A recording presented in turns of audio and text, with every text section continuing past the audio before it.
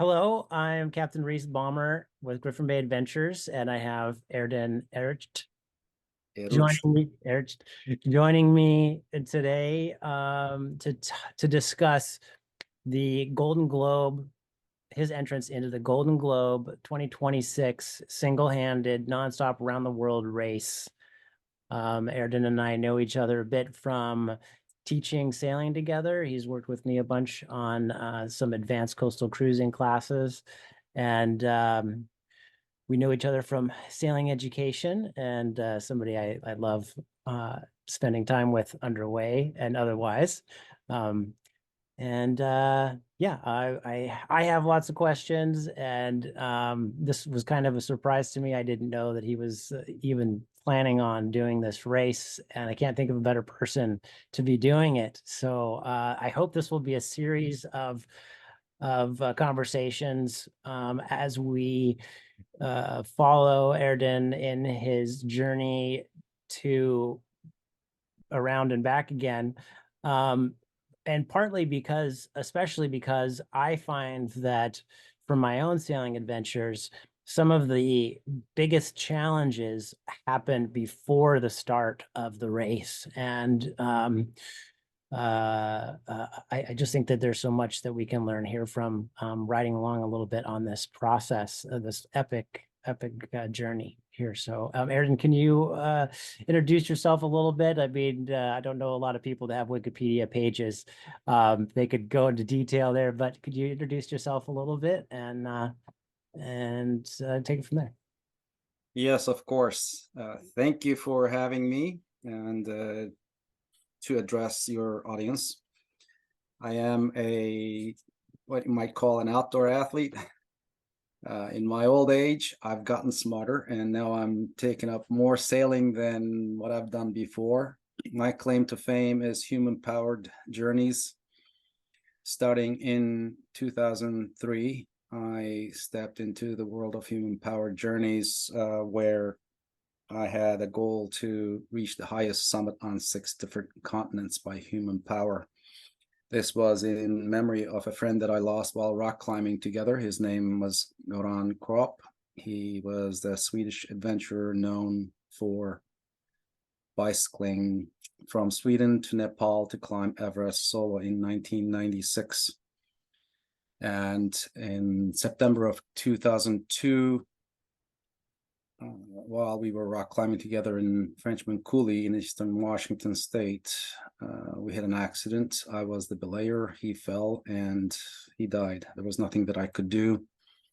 And that was a turning point for me. And on the way back from his funeral that November, I drew the world map on a piece of paper and marked the highest summit on 6 different continents and sketched the route, the details to be determined later kind of thing, the back of the envelope sort of plan. And I decided I should reach these summits, at least attempt to do so by human power. And then the first summit that I reached for was Mount McKinley.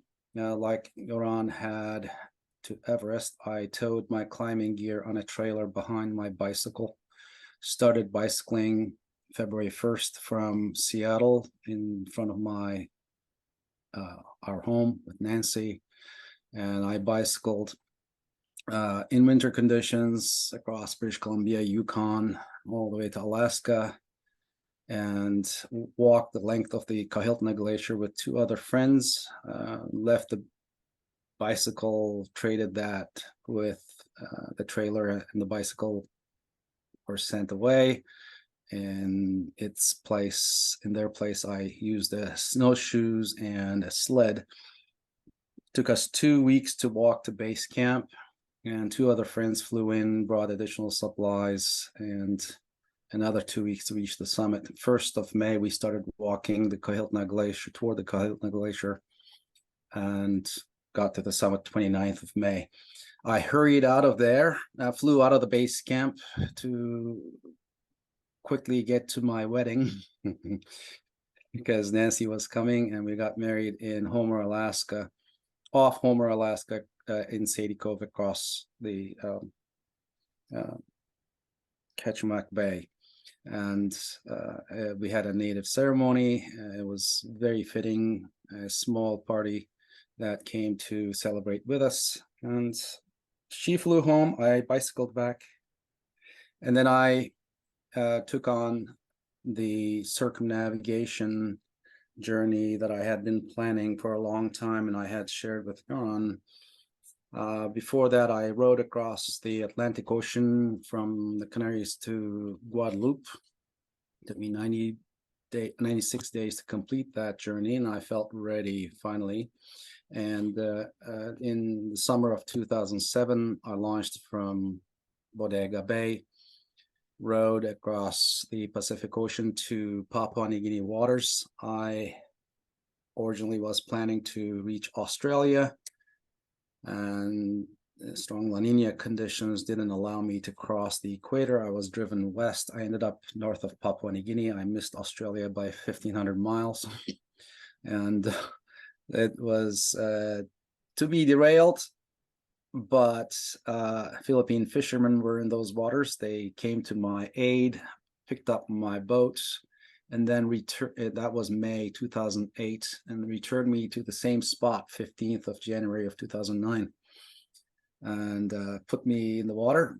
And I made it to Papua New Guinea and carried on sea kayaking along the shores of Bismarck Sea, or Solomon Sea, sorry, and then walking north to south across Papua New Guinea, then rowing across Coral Sea, kayaking about 2 weeks along far northeastern Queensland, Cape York, to reach paved roads at Cooktown, then bicycling clockwise the coast of Australia all the way to Carnarvon, and then launching from there toward Africa across the Indian Ocean. By the time I reached Madagascar, I became the first person to have rowed 3 oceans. And I carried on in in Australia. I walked up Kosciuszko with Nancy. That was the summit in Australia to be walked up in this case, not much of a climb. And then in Africa, of course, I bicycled to Kilimanjaro, and Nancy came, my father came. He was 79 years old at that time. He had taken me up my first mountain when I was 11. So it was a nice father-son experience to have that. That was his last serious climb. He's still alive, but that was a journey to be had. And then I carried on from there with a friend of mine, Norman, from DC. I had walked across Papua New Guinea with another friend from Seattle, Doug Hildebrand. Otherwise, I was alone on these journeys, at least as I was struggling to push the journey forward. With Norman, we bicycled across to Namibia, and then I launched again by rowboat from there, touchdown in Venezuela, and in 10 days, took the boat past a peninsula that I couldn't round by rowboat. A local cycling team gave me a jersey and a loaner bicycle.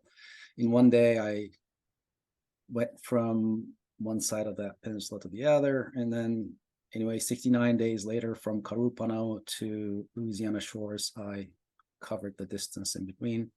By the time I reached Louisiana, I had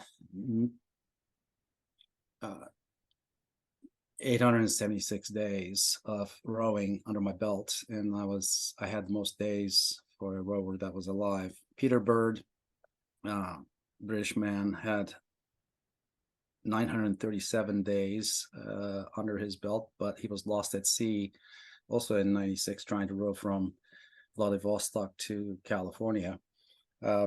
Later, with his son, I rowed from Monterey Bay to Hawaii in a race, and yeah, we set the record for that. I was up to 934 days.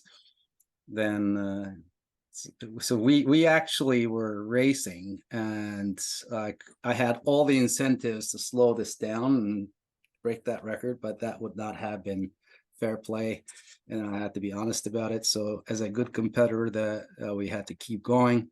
It was a good effort, I think. So his son got to row like his father had, and got to experience. And there were a lot of emotional moments during that race. I think it was a good cause to help him get across and deliver him to his mother and avoid a second phone call for her. I think I was in the right place at the right time for that one. So last thing that I did was to row from California, Crescent City, to Philippines. I had meant to go to Hong Kong. China wasn't giving a visa, and then Hong Kong shut down as well due to COVID. Both of these were COVID-related restrictions. And I left June of 2021, and I reached the Philippines in March of 22. 239 days of rowing. And when Myanmar, due to civil war, would not give me a visa, and China still insisted on not processing visas, not giving me a visa, it became clear that I was not going to be able to continue. At that point, I had them send my rowboat back. So in all, I have 1,084 days of rowing under my belt, solo. That's a record. 1,167 days of rowing, including the two-person rows. That's a record. And the total number of records have now gone up to 18. The last one to be certified was the first person to row from North America to Asia, Philippines being an Asian country. And it's fun to keep track of these numbers and records because that's pretty much the only recognition that I am getting. Media is not keeping track. And it's been sort of the running joke at home with Nancy was, well, before I launched on the Pacific, well, I have 15 Guinness World Records. Nobody is paying attention. So what's the magic number? What's the threshold here? Is it 20? Let's see. Let's test this. And then I got to 18. Still not the number. So yeah,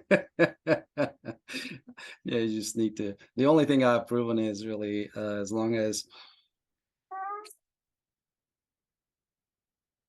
Oh, we lost you. Lost. At that point, it lost its meaning. So you cut out for a second there. Repeat that last thing. Yeah, with Nancy, the running joke at home. Yeah. Was I have 15 Guinness World Records. Nobody was paying attention. When will they start paying attention? Maybe I should go break another record or two. Yeah. So I got to 18. It's still not happening. So it was time to change lanes here.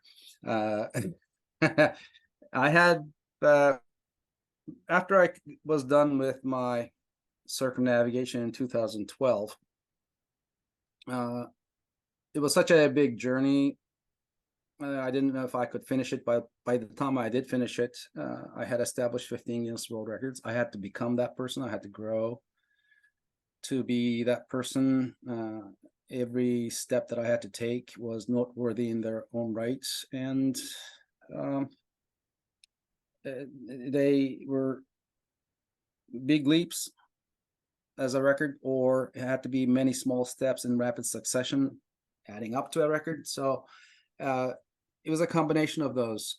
And when the pandemic hit, I felt like, all right, am I waiting for another tragedy to get started? As what motivated me after Neuron's accident, I said, I'm not going to wait for another tragedy. I need to get on with this. So by the time the circumnavigation was done, I had completed 3 of the 6 summits. So my goal was to reach Everest, actually. I said, well, by the time I get to Asia, the pandemic will have subsided, or at least I need to get there and figure this out. Maybe when I show up in person, they can't deny and that was the logic, really. So I picked up, and it was the safest place for me to be. And at Guam, I got my booster shot finally, and I was ready to meet the health department officials in the Philippines when I landed there. But it was not meant to be. So keeping the rowboat in the Philippines another year and returning after China would relent and give me visa just didn't make sense. We were really breaking the bank, really. Since 2003, I had racked up a big budget deficit, and that wasn't going to happen. And as I said, after I came back from my circumnavigation in 2012, I didn't want to go back into an office. I used to be in the IT world, and Yoran's accident pushed me down this path. I didn't want to return to an office setting, and I said, well, I have spent so much time on the water. I play on the water. I should earn and living on the water. So though modest, I said that income will be sufficient. So we had rearranged our lives with Nancy already to be able to sustain us on one salary. We had moved assets around, and we had a rental property. We sold it, and it was just rolled up everything. And then finally, we ended up in Gig Harbor, where we no longer have to worry about a mortgage. We were in a two-income family. It was doing well. She was doing well. All of that. We gave up our Lakeview property in Seattle, moved to rental, and just rearranged our lives. We had two cars, sold one so that I could go out and do this. And then I cashed out some of our retirement funds that I had brought into the relationship and just applied. And so all these choices that we made, and of course, her effort to keep the lights on in my absence, along with some of the sponsorships that I was able to garner, kept the journey on the run, and I was able to complete it. Throughout this time, I said, all right, I need to make a living on the water. How can I do this? I started looking into sailing. Of course, it was a passion. I said, I need to do better. I need to learn this. I need to start taking classes. And when racing rosters were being formed, for a few, of course, we were entering these under Seattle Sailing Club. And so I started amassing experience in a hurry, and the passion was there and commitment was there. And I was trying to get on any vessel that was going to be racing available. I just said, here I am, pick me. And since then it's been a journey. When was that? To give a little idea of how long you've been doing the sailing thing. 2013 really is when I started looking at it, because we had to go to Sydney, Australia for a year for Nancy's work commitments. We came back, and I started committing to sailing in 2015. By 2015 I had obtained my captain's license, and was then eligible to become a sailing instructor. And Seattle Sailing Club then offered an instructor qualification clinic, and I started with the basics, teaching basics, to more advanced classes over time. As more experience was had, I was able to apply it further. And of course, I was again just making myself available. Hey, I got a captain's license now. I could participate in deliveries and more serious racing. So I got on deliveries that helped me taste offshore sailing a bit, and also further races on a TP52 that was racing in Seattle. Sonic. That was a good experience to be on a large vessel, fast vessel like that. It gave me exposure to various levels of sailing in various settings. And I was able to, with the deliveries as well, get on different boats and get a sense of how boats perform, which boats do well. And this idea of open ocean sailing started forming in my mind. I have been aware of Whitbread and Clipper Around the World Race, Vendée Globe, all of those as these pinnacles of sailing, really, over the years. And how does one get on one of those teams? These teams are tight-knit groups. It's hard to break into them. How does one do this?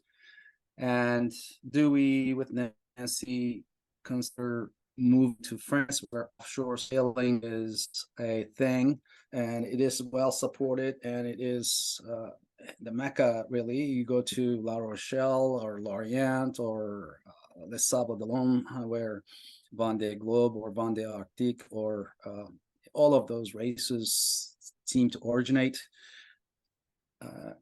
I said, yeah, I need to look into this more carefully. And then after I got done with the row to the Philippines, I started more paying attention to the Golden Globe race. The modern Golden Globe race was started in 2018 by Don McIntyre of McIntyre Adventures. He's an Australian. He's an accomplished sailor and adventurer himself. He's done much sailing and Antarctic expeditions, and he is the right person to organize such an event. And he started this Golden Globe race on the 50th anniversary of the original Golden Globe race. The history goes back to 1968, where, well, let's go back further. 1896, was it, when Joshua Slocum went around the world with stops? And so he became the first person to complete such a journey, cruising style, but he did it solo. And in 1967, Sir Francis Chichester, he became Sir after his accomplishments. He wanted to do a non-stop sail from England eastbound around Antarctica and back, but he damaged his wind vane, the autopilot essentially that works by wind, and had to pull into Sydney to get it repaired. And the obvious question was, who's going to do this nonstop? Then there was more interest, and 9 people volunteered their names for this challenge. And they were not talking to each other. This wasn't really not a race at the time. And people were hearing through the grapevine that others were going to do this. Who's going to take off first? Of course, they have to time the seasons in the Southern Hemisphere, so forth. And Sunday Times newspaper got a hold of this, got a whiff of this, and they said, all right, we're going to sponsor this. So the first, since there were going to be more people interested from different destinations. One was Moitessier, he was going to start from France. They said, well, you can start north of this latitude. I think it was 40th. I can't remember now. And you can start anytime between, I'm making up dates here, between, April and end of October, whatever. And so first to come back will get a trophy, and fastest to come back to where they started is going to get a 5,000 British pounds reward. So 9 skippers were interested. They left at different dates. And Sir Robert Knox Johnston was one of them. He had built his sailboat Suhaili in India and sailed it to England. He left from Falmouth, and then by the time he came back, they said, well, where's your port of departure, sir? The Coast Guard came out. He said Falmouth. And that's when history was made. Moitessier decided that he wasn't going to return to crowds, and when he rounded Cape Horn, decided to continue further east around Antarctica and almost another 2/3 around the southern hemisphere. He went to Tahiti and called it done over there. He was he was built differently. He had a different philosophy about things. He just couldn't justify doing it for money and fame. More honor to him, but this is a race. Right. So you need to make that decision at the beginning. Right. Well, and probably one of the big influential figures that has made France the mecca of single-handed. Absolutely. Absolutely. Yeah. So I think there was a huge appeal to that philosophy by others, and the love of the sea, the ocean, the sailing, and that whole lifestyle became an engine for French sailing. And of course, there's the competition, French versus the British, 1700s onwards during their imperial growth. Who's going to get to which land first and claim it for the flag of their country? And so being first in anything, and that competition still goes on, and there's a healthy competition nowadays in offshore sailing between the British and French sailors. And this is very evident in Vendée Globe, for example, when you have the likes of Alex Thompson and others trying to make a name for themselves and maintaining that name that they made for themselves, let me say. Right. We're not going to question Alex's accomplishments to date. Yeah. So, yeah,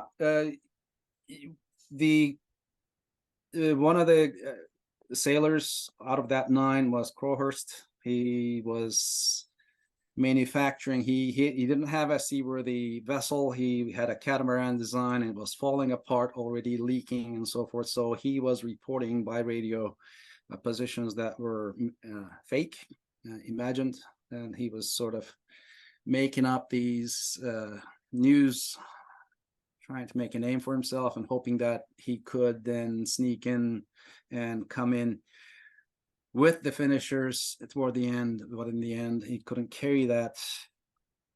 It was heavy on his conscience, I think, and he ended up committing suicide, which is a very sad story because he had committed so much. And the interesting thing is, when this became evident, Robert Knox Johnston, who was the only finisher out of the 9, decided to turn over his 5,000 British pounds check to the family of Crowhurst to see them through, because he had children and they were about to lose their home.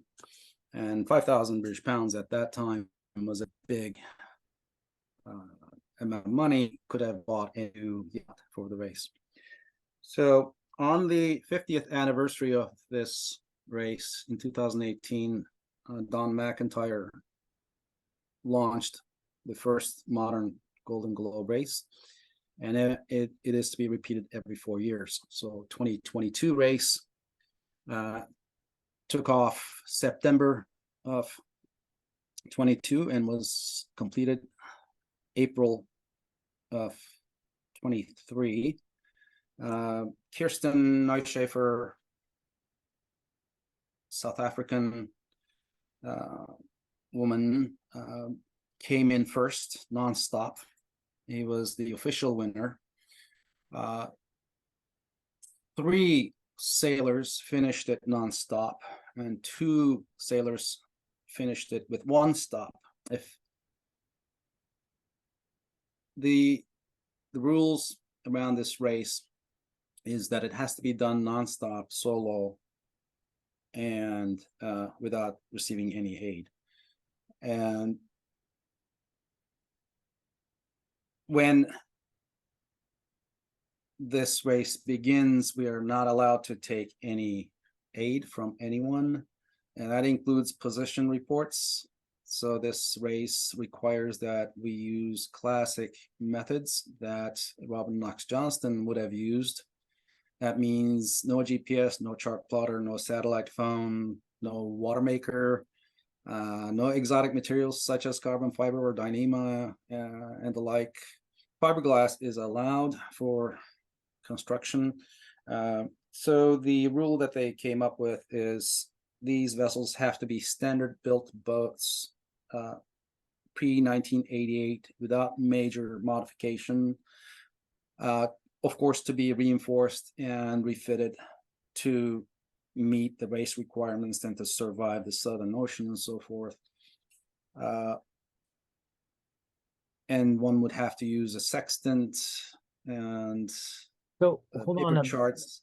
Yeah, the boat requirement. So is it the boat needs to be built pre-98 or the design from pre-98? it has to be built before 1988. It has to be a standard production boat.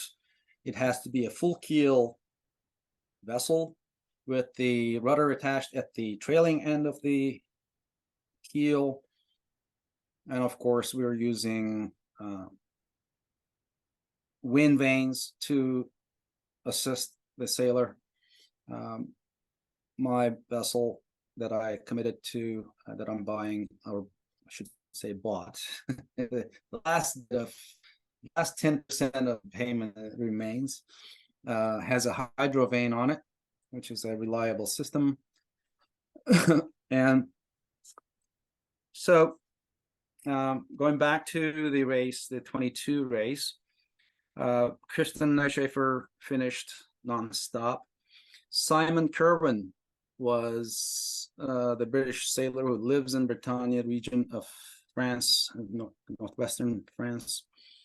He was leading the entire race actually with his vessel Clara, which is a Biscay 36, which used to be a sloop turned into a cutter. It had a wheel steering and was turned into a tiller setup. And he arrived at the video drops at Lanzarote, at Cape Town, and Hobart in first place. And he was ahead of everyone by 1,000 miles or more, sailing across the South Pacific when on approaching Cape Horn, rogue wave broached his vessel and took out the vane on the hydrovane autopilot unit, broke a cast metal piece that held that vane up. So he rigged a sheet to tiller system and hobbled into Puerto Montt, which is a port in Chile, on the coast of Chile, and tied to a buoy. And then his wife hopped on the plane. They weren't going to deal with customs or anything, and hand delivered a replacement part to him. He fixed it, and he lost 10 days in the process. And by then he had fallen to fourth place. He rounded Cape Horn in fourth place, and despite that, he caught everyone and arrived hours ahead of Kirsten. So he got line honors, but since he had stopped once, he was demoted to Chichester class. Right. So 3 nonstop finishers, 2 Chichester class finishers out of, I think it was 17 that started in the 22 race. End of June was the closing ceremonies. So Kirsten was acknowledged with her first place in 235 days to her. Simon was due to come in at 225 days if he had kept the same pace. What I found was, all right, this is a vessel that will serve me well if I could get my hands on it. And so I went to the Sable d'Olonne to the closing ceremonies and had a conversation with Simon. And so we shook hands and he was willing to sell. And the timing was just right. And right off the dock, I shook hands with him, looked at each other in the eye, and said, "I need to find sponsors so you can be my, boat manager." He laughed, and so we left it at that. He's now sailing in the Ocean Globe Race. He's busy with that. And the Ocean Globe Race is in a similar vein as an organization by Don McIntyre again, and it is he timed it on the 50th anniversary of the original Whitbread race, which took place in 1973. So in 2023, they launched this Ocean Globe Race. It's done by teams on larger vessels with stops. So the first leg of that race was from Falmouth to Cape Town, second one Cape Town to Auckland, and then now the third leg just started. They're going to go to Punta del Este in Uruguay, and then from there back to Falmouth. So 4 legs.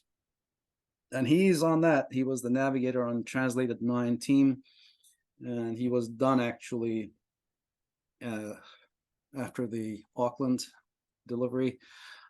But they needed him again, and they recruited him to carry on the remaining 2 legs. So I'm kind of jealous watching him perform on that one. Once he's off that, we are going to get together in May, where I will meet him in Lorient. That's where the boat is right now on the hard.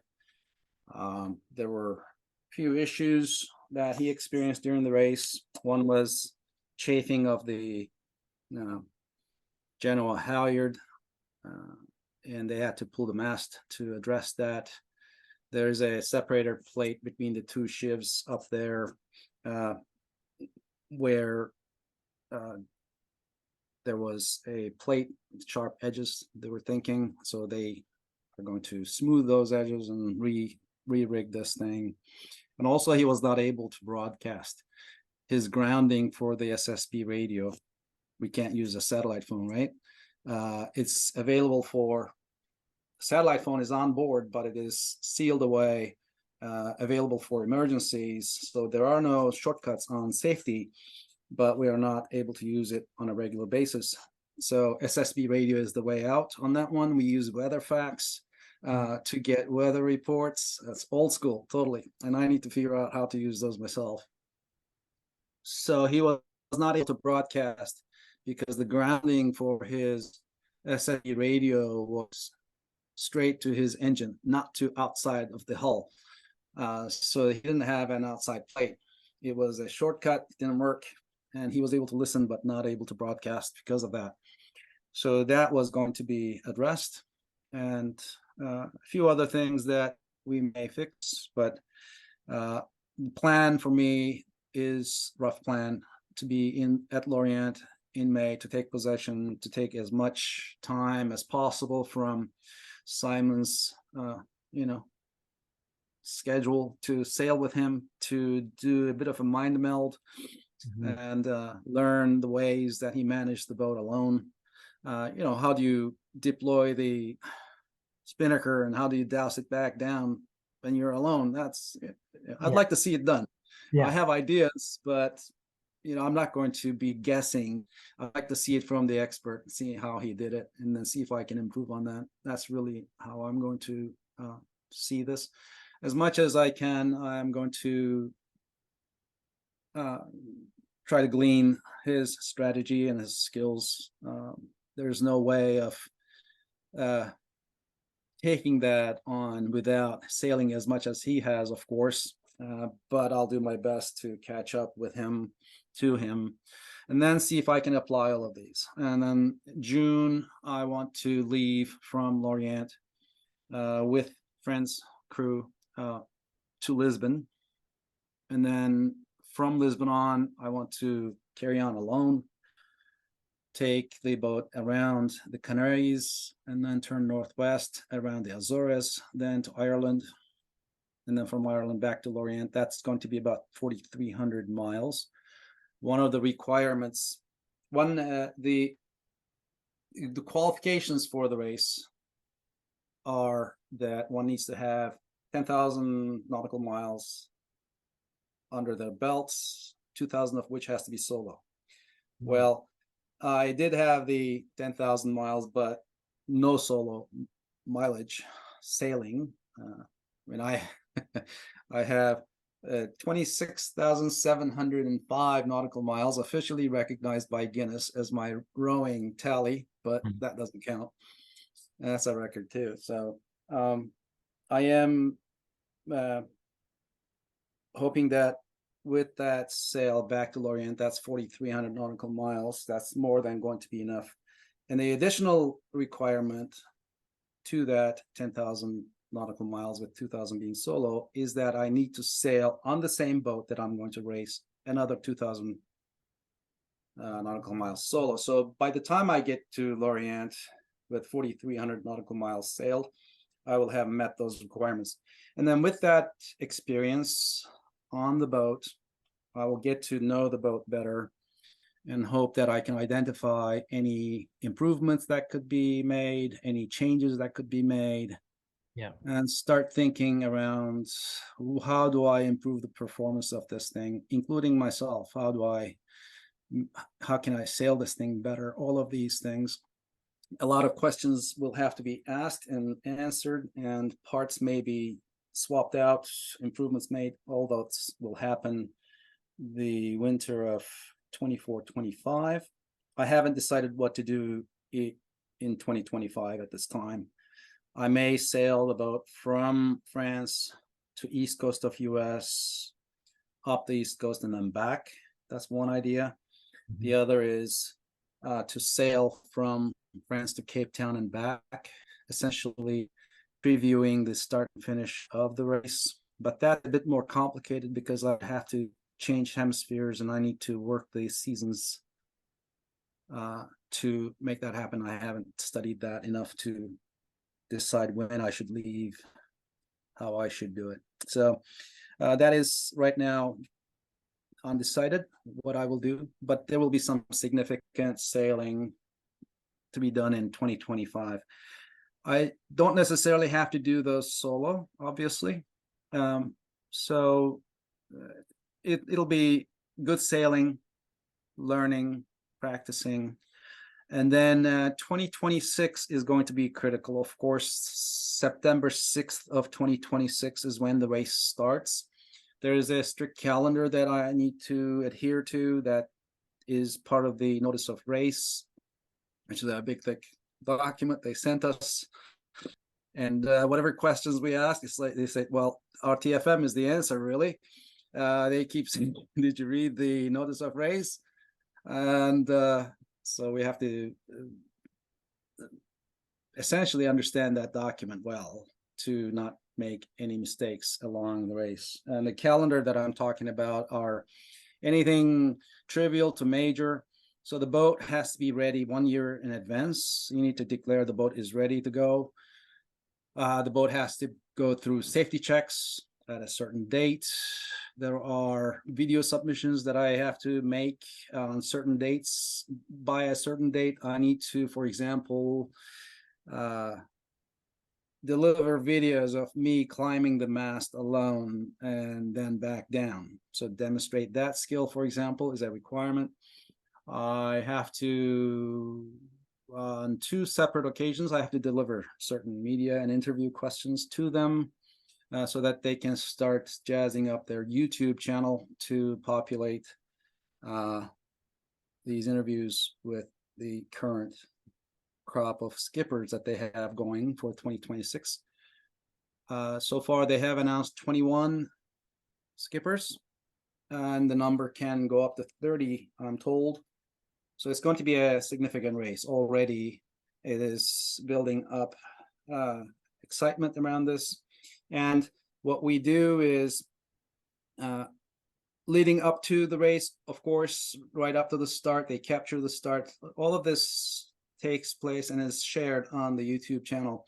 And then during the race, we capture footage ourselves, document tell the story and document it as we go. And then at these video drops at Lanzarote and Cape Town. The Lanzarote is a flyby. They come by power vessel, and then you hand them these SD cards. We use cameras that do not have GPS features. Well, that's one of the restrictions, for example. So ahead of the race, the boat is going to be quarantined basically a couple days, 2-3 days, I can't remember now. Ahead of the race, the boat will be checked, inspected, that there are no cheater devices that may give you GPS coordinates kind of thing. Yeah. And then after that, it'll be crime scene. Taped off. And nothing comes in, nothing goes off. Anything that does come in has to be inspected if you receive a bag or whatever. So yeah, and then at Lanzarote and at Cape Town, we give these SD cards in a Ziploc bag, any letters we may have. They hold a microphone out to us at the end of a long stick, and then do these running interviews. At Cape Town, we drop anchor actually by the breakwater of the harbor, and that's where they carry out the interview. And at Hobart, there's a 90-minute sail drop. So we go into a big bay, Hobart, come in, and then everybody drops sails for 90 days, 90 minutes. I'm trying to say 90 days would be a long time. Yeah, 90 minutes. And so it's a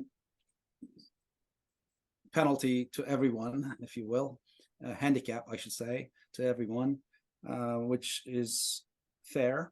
And then that's during that time, Nancy can come by and wave and say hello, but she can't touch the boat. Nobody can touch the boat. Yeah. The only thing that changes hands is that Ziploc with the SD cards in it and the letters that I may deliver. Yeah. And then after that, it's nonstop around Cape Horn, back to Les Sables d'Olonne. If everything goes well, I should finish the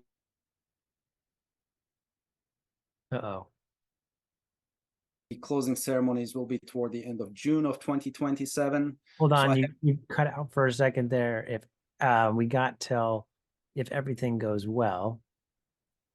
If everything goes well, I will start the race in September 6th, Sunday. And then I will finish in April of 2027, almost 8 months later. Kristen took 235 days. Simon could have finished in 225. I have Simon's boat, so we'll see. April 2027, I'm hoping I will be done with the race. At the end of June of 27 will be the closing and award ceremonies. So this feels like going back to college. I need to remaster my celestial navigation skills and master the vessel. I have 3 years to plan and execute these preparatory activities and passages. One of the benefits, side benefits of all this preparation is going to be that I will get my Yachtmaster Ocean certification, which is it's planning a passage longer than 600 nautical miles and doing it by coastal and celestial navigation methods is one of the major requirements of that. So yeah, that'll be the side gain benefit of this. And it would be nice to have Sir Robert Knox Johnston be my qualifier for this. I will ask him specifically. Yeah. I think have him hold my feet to the fire. Yeah. And then yeah, it's exciting. Yeah. that I will have my next 4 years planned out like this. Being a bit of ADD and having the hardest time trying to focus without a 8 to 5 regimen. Right. I think having this outlandish goal ahead of me keeps me focused and helps me organize myself, or at least feel guilty when I don't do things that benefit me toward that goal. So Well, I relate a little there. And I can't think of a better person for it. I um was thinking when you told me that you were doing this, how well suited you are to these long periods of time alone, which I mean, people don't even know what what kind of person they would be after that long. I mean, can you even come back? Uh, and so I wanted to ask, do you have in your rowing history, do you have any practices that help you with staying staying in the game, staying somewhat sane? We know you're not totally sane, but somewhat sane.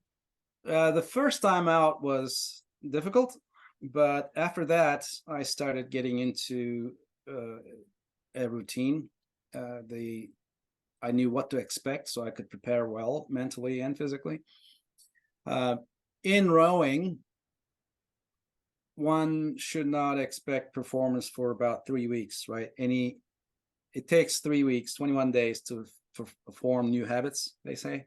Mhm. So it's not any different. To unplug and get on the water and be in the element, uh, it takes that long, 3 weeks, until that. During that time, that transition time, one still thinks about, did I turn off the lights at home, kind of thing. And there's always this connection to shore, and uh, there's struggle to be in the moment. And then after that, one settles into a new normal, and having a routine helps. Having daily goals help, because I cannot say I am crossing this ocean, therefore I am aiming for 3,000 nautical miles out. Well, even the display, if I set my waypoint to that, I am moving at walking pace at 2 knots, right? The display doesn't change for a half an hour. Nothing ticks on that. So Right. if I set the display to 30 miles downwind, then I have 30.0 showing, and I can keep track of that change easier. Yeah. So if I had 2,000 miles there, by the time before it got to be 1999, I would have to spend 30 minutes looking at 2,000. It just wasn't moving. But if I had 30.0, Yeah. it ticked down quicker. So that's the kind of realization that you come to. If I have these daily goals and I feel good about that accomplishment, and at the end of the day, I am close to what I had planned, uh, plus minus, give or take a couple miles or better, then I have tasted success. And then you Mhm. keep doing that, and then the success becomes a habit. Yeah.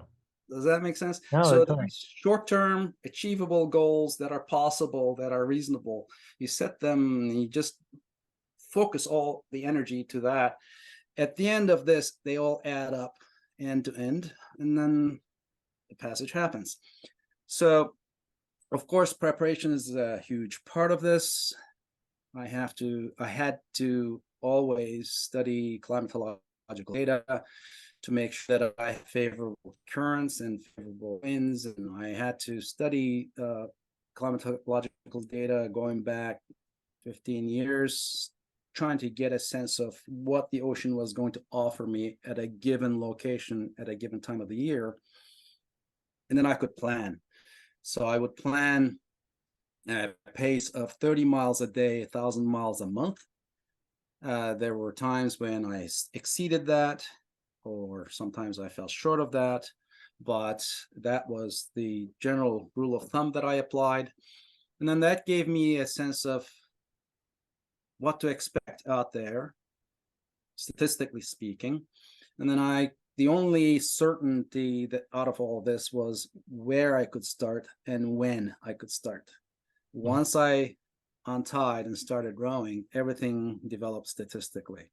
So if things did not go well, I could slow it down. I could, if the seas were trying to carry me places I didn't want to go, I had two options. I could work overtime physically and row and trying to make it happen. You can only do that for so long. Or I could try to slow it down by a para anchor, drogue, whatever, look at my options in that way. And then hope that things will come back to the statistically likely scenario that I was counting on. And doing that often enough, I was able to deliver the boat to places that I did want to go. Of course, knowing that I didn't have full control over my destiny, and the ocean always tried to mess up my plans, best laid plans, I had alternative landing ports marked out. Where could I take this boat? So I had those studied ahead of time. Approaching Australia, for example, I had to go past the Great Barrier Reef. That was the scariest thing I did. And I had a dozen passages marked out. And if the wind comes from the northeast, what do I do? If it comes from the southeast, what do I do? So I had multiple paths past each passage. And because it's a layer after layer, it's just multi-layered rows of ribbon reefs that are blocking access to Australian shores. So it was not trivial at all. I did manage, but it does take that kind of advanced thought, and one has to prepare. All the eventualities one has to consider. That includes what happens if the boat capsizes, what happens if I get sick, what happens if I cut myself. Well, that I don't like that scenario, because salt water is not going to allow this thing to close. So therefore you don't cut yourself. So you leave the knives well packed and away, and you don't mess with that unless you have a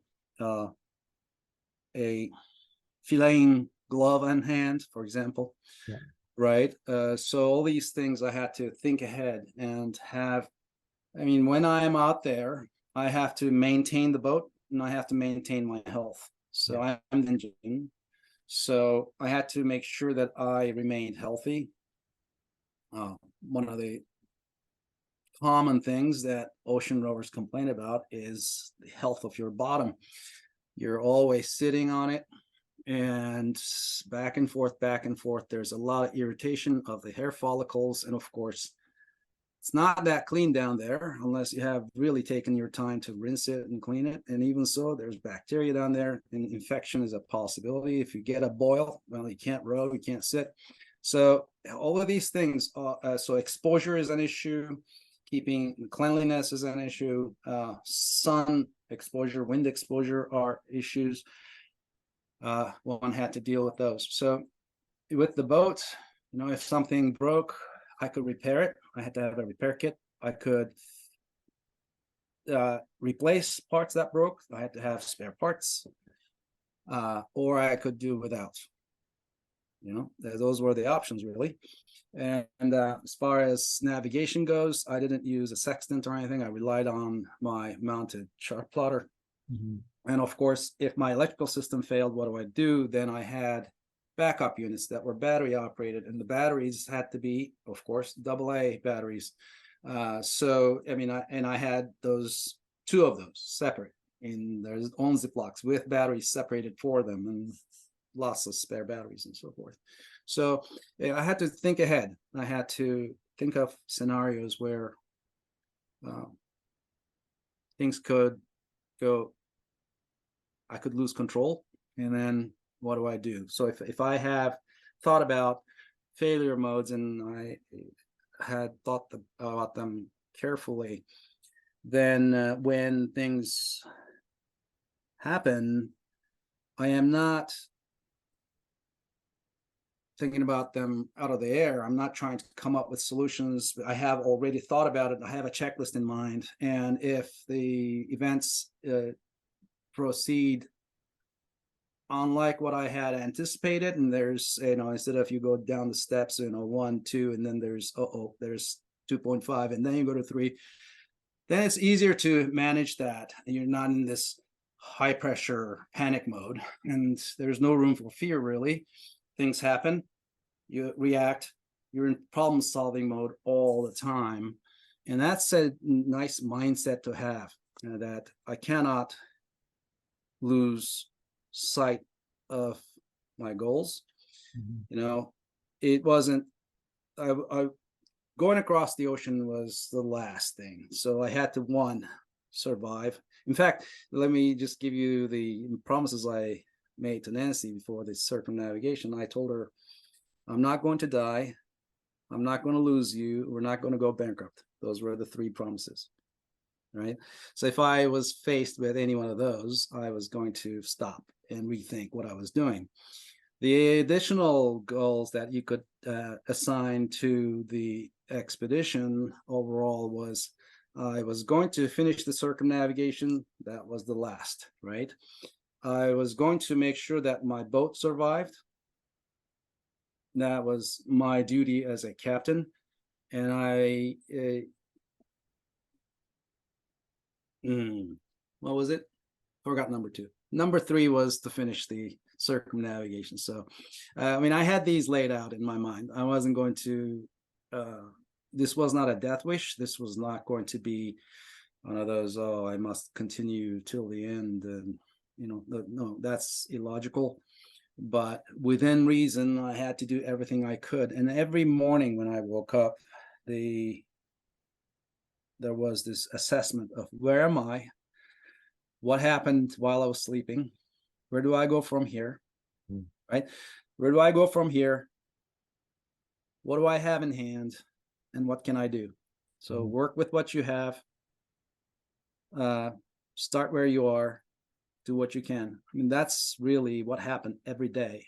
And when things didn't develop as I had planned, I had to work overtime going from one current regime to the other, or one wind regime to the other. Because, for example, going across the Pacific Ocean, it's such a big ocean that seasons pass while I'm at sea. And I need to, if I leave too early, well, it's winter time. It's difficult getting off the California shores.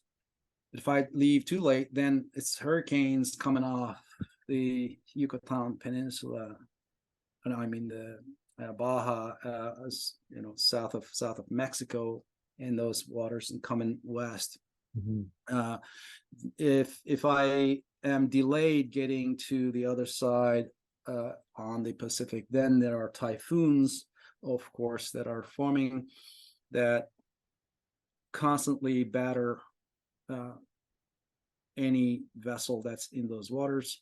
And if I am too far north, I have weather coming, swells coming from the northwest, from the storms that come off of Japan and far eastern Siberia. As these low pressure systems pass and travel east toward North America, they would kick off these swells from the northwest that tried to push me south. And I had to sometimes wait on para-anchor and wait and have them pass and then continue again, just trying to find the right latitude where I would not be bothered by these low pressure systems and their swells, or any potential typhoon further south. Those were constant challenges. I had to maintain a certain latitude so that I wouldn't be impacted further west as the season advanced. And if I stayed too far north, it became a problem with the winter storms. And it was just this accepting what is out there and saying that, okay, this is what I signed up for, and I'm not going to complain. I need to just do what I can with what I have, start where I am, carry on day after day, and make it across. And when Hong Kong shut down, Hong Kong was going to give me visa on arrival. China was not giving me visa due to the pandemic. No exceptions, they kept saying. I tried multiple times. I stopped at Hawaii because of that and tried to get visa yet again, and they wouldn't give it. And I pulled into Guam to get my booster shot, but initially I was going to go all the way to Hong Kong nonstop from Hawaii. And I diverted to Guam after the news came out that Hong Kong was shut down and was requiring 3 weeks of quarantine on any arrivals because of Omicron spread that they had. And it was going to be very difficult conditions on arrival. As I tried to get them to agree that they would allow me to spend 3 weeks at anchor, so that those 3 weeks of quarantine would be under a yellow flag, as is the agreed international maritime standards since the days of yellow fever. I said, I could come, I could drop anchor and show my yellow flag. You can send I'm under vaccinated. I'm not a threat to them. I've been at sea for months, right? They are the threat to me. They're going to try to kill me. Therefore, I need to protect myself. I'm under vaccinated. I hadn't had my booster at that time because it was only available to 65 and up when I was at Hawaii. So, okay, just send me a nurse and give me the shot. Let me spend the 3 weeks at anchor or until the vaccine takes effect, whichever comes first, whatever is acceptable to you. And so they said, no, you need to go to a pre-approved hotel. So imagine this, I am coming in, I'm under vaccinated. They make me leave my boat somewhere where it's unattended, and then they put me in a cab or a police car or whatever. They're going to whisk me away to a hotel. During that time, the guards and the driver are going to be breathing on me, around me. So I'm breathing this stuff, and then I will get to the hotel, and then the staff at the front desk are going to be breathing on me, and then they're going to walk me down the hallways and up the elevators where all the hapless airline passengers have passed from all over the world, bringing all sorts of variants to Hong Kong. Weeks, and then at the end of which, they're going to feed me food under the door, make me pay for all those expenses, by the way. And then at the end of the 3 weeks, we're going to see if they manage to infect me. I said, that's just not an acceptable thing. And on top of it, I have to pay for 3 weeks of stay. And it was an unreasonable proposition with a high risk of infection. I said, no. And the fact that you're low risk, being out there by yourself all that time. Yeah, so that's when I diverted southwest to Guam. The winds wanted to take me there anyway. And then I wanted to go around Borneo clockwise to Singapore to get to mainland Asia as the initial plan. But after I left from Guam, the winds were not in my favor, and I didn't want to complicate things, and I aimed for Philippines, which I could manage. And then so I landed at Legazpi in March of 22 and called it done there. So far I have completed 3 of the 6 summits and decided not to pursue 6 Summits project any further. And Golden Globe race is it. Yeah.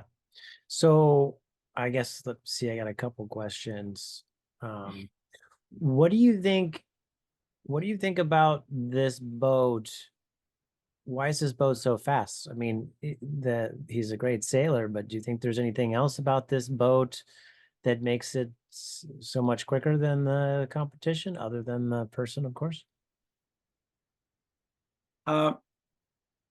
He has a new mast that appears a bit lighter.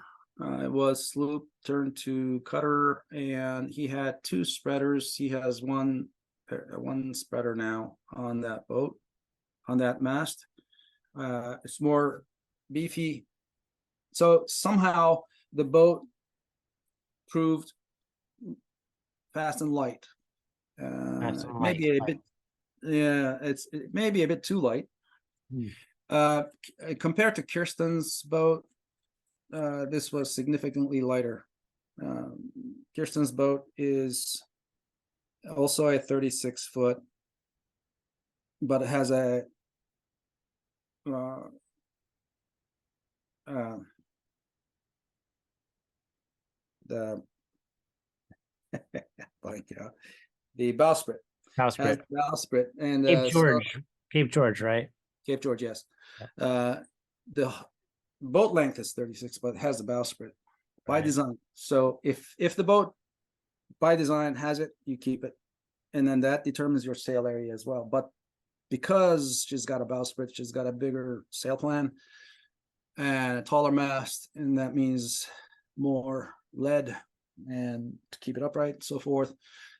It proves to be a heavier vessel, perhaps better suited for the Southern Oceans.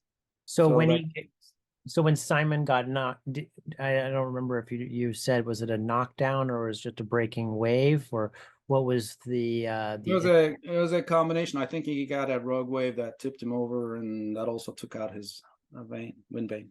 wow. Well, so what, knowing this, are you going to bring a spare, or what are your plans with that? I am Well, we know that that part that broke has been redesigned by Hydrovane. Okay. There was a pattern there. There was a little corner in the shape that of the design that was a bit of a sharp corner, and then there was a pinhole that where you would take the safety pin from the vane and stick it there, and so the vane doesn't fly off, kind of thing. Okay. So when the breakage happened, it went across from that corner, across that hole, and broke it.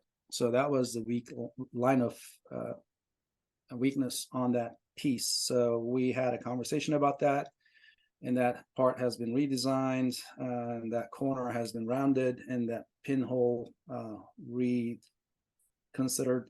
And also they added a rib on either side of that piece so that there's stability, further strength added. What else could break? I don't know. If an orca could take out my Rudder. rudder as I'm sailing down the Portuguese coast, I have no idea. But I'm not sure how much of a spare I should take, or whether I should take an entire set and complete rudder. Could that be changed while at sea? I don't know. I need to look at the boat and consider these, and also have a complete kit to set up sheet to tiller sort of solutions Right. that could improvise and keep me running. So these things are going to have to be practiced. I need to test them. I need to have the right parts and the pulleys and blocks and lines and whatnot. Yeah. So and the bungee cords or the sheet to tiller. I mean, those are important bits one has to have to be able to set up. Yeah. So another question I had was, I'm thinking about, I mean, I love the idea of uh, let's continue the tradition of this races competition, using old tech. Yeah. But the world is not the same. The ocean is not the same as it used to be. We have, I don't know what percentage more vessels on the water. Yeah. And these vessels are using electronic navigation. Correct. And we are allowed to call vessels if we come across one to verify the location and clock. Oh, really? Okay. Yeah. So that's allowed because they know that they can't limit everything. And they can say you can't, and then if you did, who's going to know? I mean, it just creates opens a whole can of worms. So they've decided that yes, we can verify our location as we run. One thing that we do, for example, with SSB radio, we can dial into, say, a given wavelength Denver, someplace, to get the top of the hour signal to calibrate our chronometer Yeah. so that we can keep track of our time and longitude. Um, the uh, the one problem, for example, you said, the technology is changing, old school things are being abandoned. Really, WeatherFax, for example, requires that one signs up, connects to a source that is available via SSB radio. That's how it feeds into the WeatherFax. Yeah. But there needs to be a provider, and these stations are shutting down. So you may not get all the WeatherFax stations that you hoped for, and you may be going blind for a while. And then one has to be able to read the weather and the changing of the wind, and where is the center of the low? Okay, it's over there on the left side. Well, I'm in the southern hemisphere. No, it's over here. Then you need to sort of figure out, where's the wind coming from? Is it on my back? Is it in my face? Then which arm was I using forward to figure out where the low was? Is it moving? How is it moving? Yeah. All these things, you're going to have to be a bit of a master of all, jack of all trades and master of none, perhaps. The hope is that I can actually digest all of this and be the skipper that Clara needs to have her perform to her best. That's Yeah. really the goal here. It's a growth process. I will put it all together by the time the race starts. I will be the skipper that she needs, and then bring her home intact, because I need to sell this vessel, because we used last of our savings to buy this thing. I had to call Nancy from the closing ceremonies and say, what do you say? After spending all that money on the circumnavigation. And my selling point was, well, if I finish this thing and not sink it, then somebody, just like I had walked up to Simon, is going to come up to me and say, are you selling? And then I'll be able to turn it over. Yeah. There's a resale value, because there's a limited selection, a dozen models that are available, approved. So these old vessels all of a sudden are now selling at excessive prices. So getting one and refitting it was just not going to work. It was a big risk as well. Was I going to be able to float this thing where it was? Kirsten found her vessel, Minnehaha, the Cape George 36, on Prince Edward Island, and they had to work with local talent, with parts available locally, in a heated barn. And one of the comments in one of her YouTube interviews was, no expenses spared. Do I want to take that kind of risk? No. So that, it made sense. And then also, of course, if I couldn't make it to the starting line in the 3 years ahead of us, there would always be someone out of the 21 skippers who still needed a boat and was falling behind and wanted to just take this off my hands and go. So there's good possibility that I could actually take this boat off my hands and restore some of our funds. That was my argument. And Nancy, Yeah. Well, Simon, it makes sense. I mean, that's, like I said, one of the interests that I have is learning about the process building up to it, and a lot yeah, of that has already been taken care of. You've found a winning horse. I guess yeah, the thing that comes to my mind is, the miles that this boat has on it now. What you are aware of the chafe, halyard exits there on the mast for the of gentleman. course, yeah. But So then there's all those other things that, you know, how do you find yeah, those things other than breaking them on shakedowns? that is key. So that's why I need to spend time on this boat. I need to understand her strengths and weaknesses, and I need to see the sail inventory. Do I need a new kit? Who knows? Yeah. Per Simon, the sails are in good condition. I need one new spinnaker. His sponsor had their name on the spinnaker, asymmetric spinnaker that he had. They claimed it from him to keep, so I need a new spinnaker. About 2,200 euros will have to be spent on that one. He had asymmetric spinnakers on board that he could not use because he doesn't have a bowsprit. Yeah. Clara is a Biscay 36, so without a bowsprit, I can't add one as per race rules.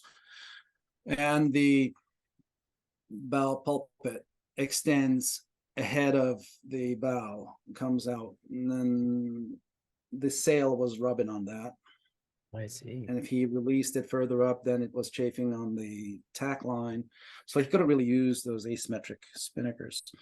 And my discussion with him is going to be, well, how can we lash the spinnaker pole perhaps down to extend it out, use it like a bowsprit, or could I? He was basically running that tack line through his bow roller for the anchor and then running it up from there. I am actually proposing that we cut that bowsprit. So instead of going further out, you trim it back, lean it back, and then put a U-shaped tube between them so that it doesn't splay out and still functions for safety, but it clears that bow so the sail doesn't rub on it. Right. And I can still use the bow roller as intended, as he had intended. Those kinds of things. I mean, I can't figure these out unless I spend time on the boat. Yeah. And, I guess another thing that comes to mind, I mean, I didn't follow it closely, but the growth on the bottoms that was happening. Yeah, a couple sailors had to actually pull over because they couldn't manage. One of them had to basically at Cape Town had to take the boat out of the water, put a new paint on, and carry on, and it was no longer qualified. Still finished it with little food left on board, short of the closing ceremonies. So there are situations like that. You can't take the boat. You can't dock, basically. You can't drop anchor, then you're out. At Chichester class, if you dock, you're out, disqualified entirely. So it is an important detail. You do have to go overboard and clean the bottom. Having a good coat definitely helps. The coat that Simon had worked well. He didn't have to do anything. It just took him around. He didn't have to go off and clean at all. So that was a good thing. So we're going to have to, of course, refresh that bottom paint. Yeah. Just short of departure. That is part of the calendar that I have in mind, in addition to the race calendar that I was talking about. I mean, there are deadlines to be met, of course. For example, the flares have to be, cannot expire for the duration of the race, right? So then you refresh your flare inventory at a certain date, and then your life raft has to be inspected no earlier than a certain date so that it'll be valid during the race, kind of thing. So all these things are going to have to be managed well. So with Nancy, we're thinking maybe we rent a small place in Les Sables d'Olonne as the race date nears. So maybe go there in March or so and start spending time with the boat, organizing things, working on victuals, and so that nothing is left to the last minute, and I don't have to necessarily live on the boat leading up to race start. Right. And then have the boat available there and have the place available for anyone visiting, friends, sponsors, supporters, etc. Have that kind of a transition period. Yeah. What's next? I mean, you said May you're going. Yeah, May I take possession of the boat, and then in July I will sail from Lorient to Lisbon with the company, and then from there solo around Canaries, around Azores to Dublin, back to Lorient. And then what's for winter time, fall boat work, or well, the winter of 24-25, the boat will be on the hard at Lorient. Okay. where Simon can be, my voice for any work that we plan on the boat. I won't make any changes to the boat without talking to Simon. Clearly, he knows the boat and he's experienced, so he knows the resources. Of course, he has lived there for a while, and so I'll work with him to see to it that any improvements are made to spec, and we improve the boat. And then what happens in 25, as I said, I haven't decided yet. Okay. Exciting. Well, this Yeah, is awesome. I think it'd be great to schedule when you have a sense of it, another meeting. Maybe we can have some other people join that might have some questions, and instead of just you and I, we could get some more. maybe sometime this spring before I leave for France, we could plan Yeah, that. that'd be We great. could do it even from France after I've seen the boat, and That would be awesome. I Like, can show you pictures of the boat or show the boat itself. yeah, yeah. Well, certainly making me wanting to go back and and learn a bit more about the race and Yeah, follow along and it's a good story. yeah. I'm jealous. Very cool. Like I said, can't think of a better person for it. Thank you. I know you'll do well. Uh, Thanks. yeah. So wrap it up now. But anything else you want to add or no? Well, if people are curious, they can go to erdeneruc.com. You could share that in the Absolutely. blurb about this interview. Yeah. There I've written in my blog and right on the homepage as well about the race and past accomplishments also. And so I'll be working on that website Okay. over time, is improving it, adding to it.